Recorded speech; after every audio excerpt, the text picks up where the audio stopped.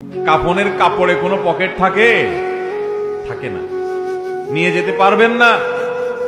আপনি মারা যাওয়ার পরে যে কাফনের কাপড়টা কেনা হবে, আপনি জানেন সেটা টরে কাপড় কেনা হবে না।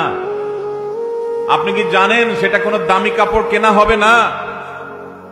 কাপড়ের মধ্যে সবচেয়ে সস্তা কাপড় দিয়ে আপনাকে কাফন দেওয়া হবে। কারণ যাদের জন্য এই সুদের কারবার করে টাকার পাহাড় গড়েছেন সেই সন্তানরাই বলবে, এবং তাদের বলাটা অযৌক্তিক না, যে এখানে দামি কাপড় দিয়ে লাভ কি, মাটির সাথে মিশে যাবে, নষ্ট হয়ে যাবে, কে দেখবে?